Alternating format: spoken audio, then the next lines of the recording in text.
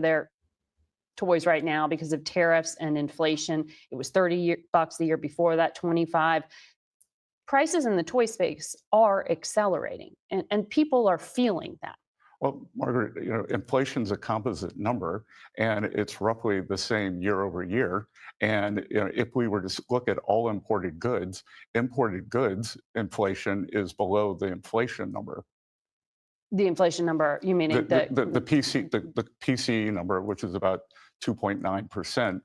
Imported goods inflation is about 1.8.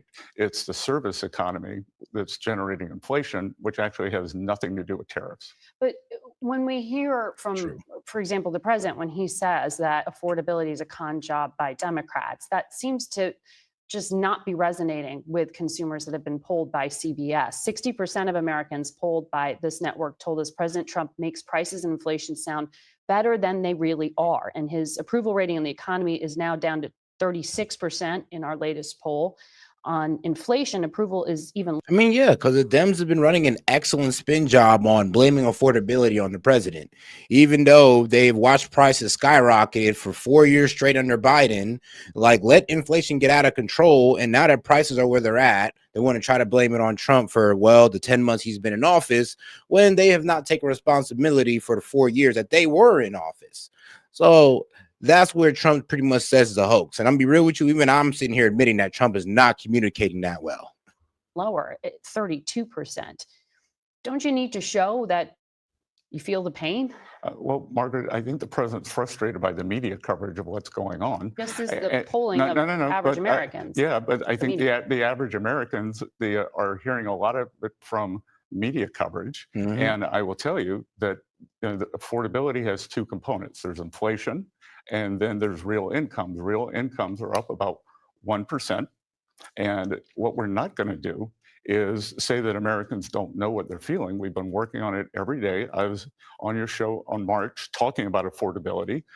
Yeah, what people got to understand is that the price increase that happened through inflation under Biden is not going anywhere, actually. It's not. The only thing we could do is bring down inflation, make it cool off so the price don't go up any further or at a faster rate than it was during the Biden administration.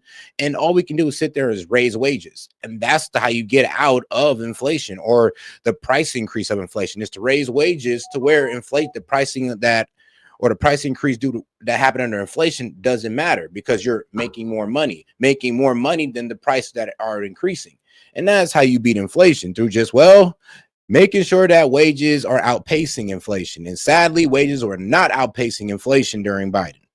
But I mean, hey, that's what we've seen during the first Trump administration. And that's one of the reasons why he got reelected again, because he was able to make wages outpace inflation. And of course, low inflation as well.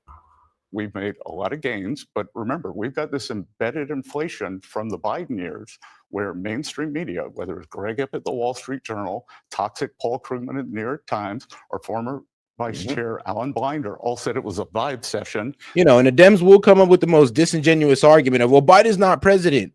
Yeah, but the price increasing that happened across the board under Biden is still here. The inflationary spending that Biden did under his term is still here. So please, please be a little bit more smarter when you make that argument. The American people don't know how good they have it. Think a little bit. Just Democrats created scarcity, whether it was in energy or overregulation, that we are now seeing this affordability problem. And I think next year we're going to move on to prosperity. You do think there is an affordability problem? Sorry? You do believe that? I think the Biden administration created a terrible. No, but now we're nearly 12 months in. You said the president would. No, lady. You can't sit there. Like I said, it's a very dishonest way of an argument, because you can't sit there and blame Trump for being about 11 months in, and you're trying to put a 4-year affordability problem. And I've shown the chart many, many times. Prices went up 20% across the board under Biden. And you're trying to blame that 20% increase on Trump. That's the wild part. That's why Trump's saying it's a hoax, because the hoax is that this affordability crisis is Trump's fault, when no, actually prices went up substantially under Biden, and you're trying to blame Trump for what? 11 months of and here's the thing, y'all effed it up for 4 years straight, but you're expecting this man to fix it within 11 months. Is that fair? No, it's not. but that's how they're going to spin it. Own the economy at this point. I said that the Biden administration created the worst inflation in 50 years, and maybe for working Americans, the worst inflation of all time. Right. And we have pulled that number down. And I'm going to show this chart to the end of time as long as this argument is being made. When you look at this chart right here, and let me make sure I big screen it for the horizontal viewers. When you look at this chart right here, and we're talking about the cumulative CPI price increase by category, Trump versus Biden. And we're talking about Trump's first term versus Biden's second term. I want you to look at the price increases that happened under both terms. Now, do you realize overall CPI, overall consumer price index went up over 20%. Groceries went up over 20%. Housing went up over 20%. The only thing that didn't go up over 20% was healthcare. Like, I mean, I guess we can give Biden credit for that one. But where do you think this price increase went? Nowhere. It's still here today. So when you guys try to make that argument saying, well, Biden isn't president, well, guess what? The price increase that happened under Biden is still here today. Sorry to make that a reality for you. It didn't just go away when the man left office. So when you sit there and try to cry about affordability to Trump, it's right for him to look you dead in your face and be like, well, why weren't you crying under Biden? Because all of this happened under him. That Strategas Research does something called the Common Man Index. Under Biden, the accumulated inflation number, as measured by CPI, was about 20%. Their index showed 35. This year, for the first time, the Common Man Index. Now, that's a fair question. Now, this is a fair question. And shout out to my man, Smootwana. He says, how long do we have to wait for prices to come down? About half a year. Honestly, we're going to actually start seeing these prices come down when the manufacturing boom happens and the construction boom. Well, the construction boom, then the manufacturing boom. That's good. That's what's actually going to start raising wages. And once we get most of these illegals out of here and out of the workforce, and once we create a little bit more scarcity in the market, well, in the job market, that's going to raise wages. So like I said, we're betting on, well, the growth of the economy, because GDP has been going up, so that plan is working out. We're betting on tariffs for that to open up to other global markets, like we're able to open up agriculture to Japan now, the UK. That's also going to help out with pricing. So you got to understand when we're saying that this is going to take time. It's not going to take 10 months. Think about it. Trump solved inflation in 10 months. We brought that down to a reasonable level in 10 months. He's been able to get all of these commitments to the United States in 10 months. So let's see what he does in the next 10 months. Because to sit here and try to blame this man for a 4-year affordability crisis that the Dems refuse to acknowledge, and you only want to give this man, what, 11 months? Let's be fair here. You watch somebody fucked it up for 4 years, but you're not willing to give a man some time. You're willing to be impatient about what, 11 months? But you waited 4 years, though. Remember that. You watched it for 4 years. You watch all prices go up for 4 years, but you can't give Trump the same amount of time. I mean, you let Biden fuck it up for 4 years. Let my man Trump get 2 years at least. Below the inflation index because the basket of goods for working Americans, food, gasoline, rent is coming down. So I wrote an essay March 12th. Yeah, and gasoline is finally reached a national average of $3.06. 2024. And it talked about the three I's: immigration, interest rates, and inflation. Mass unfettered immigration, depressed wages, caused housing prices to go up. President has closed the border. That is fixed. Interest rates have come down. The bond market just had the best year since 2020. And now we are working on inflation, and I expect inflation to roll down strongly next year. Well, I mean, grocery prices are up nearly 3% compared to last September. The president seems to be acknowledging that grocery prices, or at least beef prices, are a challenge, because he put out this order just yesterday saying they're going to investigate corporate price gouging for high beef prices. Isn't suing the food companies the same thing the Biden administration did, and it didn't really work? Well, how's this any different? Nothing the Biden administration did worked. So why are you doing it? Because this isn't the same thing. If they had done this, if they'd done it properly, we'd be in a different spot. And actually, the problem is with the guys. What was it? With the cattle guys, with the cattle farmers, is that one, their herd size is shrunk, And they're mainly blaming it to one, there was a drought that happened under Biden. Of course, the price increasing under Biden as well helped made the feed more expensive. So so they had to shrink their cattle size or their herd size down because of the expensing or the price increasing that went over Biden, which increased their expenses. So yeah, that's one of the main reasons why the meat has gotten so expensive. One also, let me be real with you. Some of these guys are actually focused on shrinking their herd size to increase the quality of beef. So they took quality over quantity, which they actually raise their price on. But the real problem is one, the drought that happened under Biden, which we can't blame under Biden. We can't blame him for that. But we can blame Biden for the price increasing on their expenses because of inflation. Beef is one component. Your Thanksgiving turkey was down 16%. Well, I know you are working on the trade front, and for American farmers and the prices that they are experiencing, that they're feeling a pinch about not having a market to sell into necessarily. Well, not anymore. Well, the agricultural secretary just said that the president's going to announce a bridge payment for farmers this week to give them short-term relief while you're working on finalizing these trade packages. Well, There are these low crop biggest, prices and the soybeans in particular. I know you spoke with China's vice premier Friday. Are they going to speed purchasing up? Well, they're not going to speed purchasing up. They're in the cadence that we agreed to. Soybean prices are up about 12 or 15% since the agreement with the Chinese. They are going to buy 12.5 million metric tons. But Margaret, I'm involved in the agricultural industry. I run a soybean farm, and I can tell you you, own one. You invest in it. Sorry, You own or invest. and a people in my soybean farm? family go out and work on it. Yep. I actually just divested it this week as part of my ethics agreement. So I'm out of that business, but I probably know more about any Treasury Secretary than about agriculture. Oh wow. I mean, okay, Scott Bessent pretty much saying, "Yo, I own a soybean farm, so trust me." Actually, that's actually what we should be doing, though. I mean, why not? Families should pool together, own farms, and have their kids work the farm instead of trying to find illegal immigrants for it. You know, what we used to do in the old days. Since the 1800s. And I can tell you that what farmers need is certainty. And we have put that in place with this trade deal.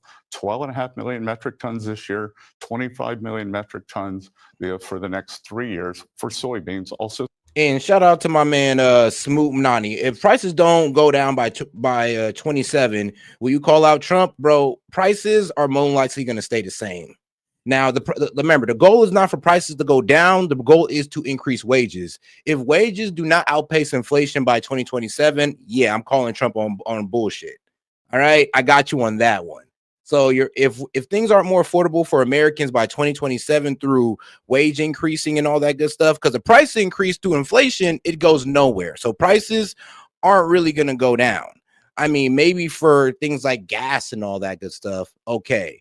But prices across the board, no. Inflation, that price increase, it sticks there. The only thing we can do is just make sure we're raising the wages to outpace inflation. So if that don't happen by 2027, then yes, I'm gonna have to call out Trump on a fail. It's like, bro, it's been 2 years. That's about a good enough time for you to get this ish together. I mean, the best grace time I can give is probably an extra 3 months, and that's overdoing it. I mean, let's be real. In 2 years, you should be able to figure this out. Sorghum, and lumber. And most of what he's saying should come to fruition at that time. Of course, when it comes to the construction boom and the manufacturing boom. If all that does not happen by 2027, yeah, I mean, Trump it'd probably be the biggest failure as a president, not in, a lifetime, but in this current decade. So those purchases, just to clarify, those will be this year? Because I heard you say this past week that some of the purchases wouldn't take place until February. Well, for the season, so the crop year. The season year. Yep. Okay. But why, if everything's fine, then why do farmers need a bridge payment from the agricultural department? Sorry? Why would farmers need a bridge payment from the agriculture department then? Because these prices haven't come in, because the Chinese actually used our soybean farmers as pawns in the trade negotiations. True. And we are going to create this bridge because, again, agriculture is all about the future. You've got to start financing for planning next year when things will be very good. I want to ask you about something that was announced this past week, the Trump accounts and building on this concept. So parents, as I understand, are going to be able to open these accounts via the Treasury for their kids, their tax deferred investment vehicles to U.S. citizen children under 18. You get $1,000 from the government for babies born between 2025 and 2028.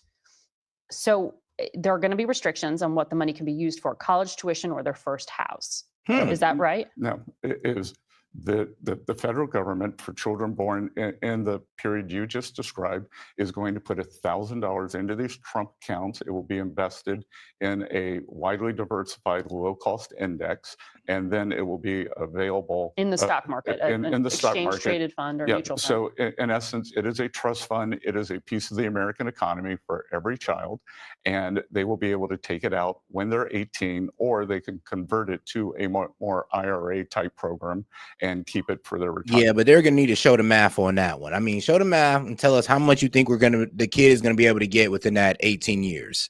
And which should be a lot. Actually, it should be a lot, to be quite honest. If they're investing into the stock market, low index funds, depends on the performance of those funds. So I don't know. Can the parents, I don't know, diversify a little bit? Can they add on and then put into certain investments that has to be locked in there? So it's like a one way, no way out, which would be kind of cool. And when soon as you put money in, it's sayonara to that money for 18 years. You can't touch it, even as a parent, until your kid, is 18 years old. I mean, that would be pretty dope. So there won't be the restrictions I mentioned there about how they use the money? No. Okay. So there was also a broadening of this past week with the. Yeah, it's only $1,000. Now it should grow to a substantial amount of money in 18 years, but can the parents add on to it, and can they get into also different industries or different sectors in the market? I mean, and it still be that one way tunnel of money. Like once you send it in there for your kid, you make that investment, you can't take it out. Dell Foundation making a significant investment in the American children. So how is this going to work? Why structure it this way instead of a savings account, for example? Well, a savings account just gets interest. This is the compounding power of the stock market. As Warren Buffett says, don't bet against the American stock market. Don't bet against the economy.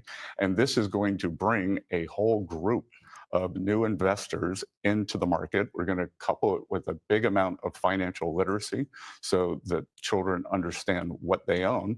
The Incredible Gift by Michael and Susan Dell will be is a program that philanthropists, foundations can do to top up these accounts. And we are expecting, we're already at Treasury's already in discussions with foundations, with major philanthropists to top up these accounts. It could either be for. Oh, guys, let's make sure to double tap that screen and like the video. And let's also hit that icon there at the top with my cartoon face on it. And go and subscribe to the channel, guys. Appreciate the support.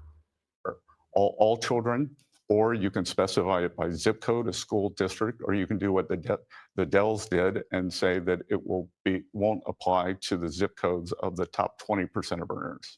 And more information is going to be coming out on how to use this and access it? Yes, in the coming weeks, we'll do that. And then the official kickoff will be July 5th. Okay. Before I let you go, I want to ask you about this massive fraud out in Minnesota in the state welfare program. Has been under federal investigation since all the way back in 2022. The president told you, though, this week to look into Somalis who, quote, ripped off that state for billions of dollars. He said they contribute nothing.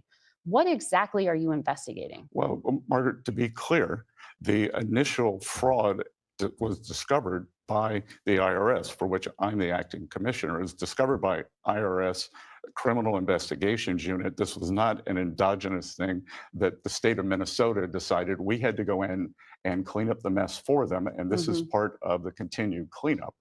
A lot of money has been transferred from the individuals who committed this fraud, including those who donated to the governor, donated to Representative Omar, and donated to A.G. Ellison. But they've been transferred to something called MBSs. And those are mortgage-backed security. What do you mean? Sorry?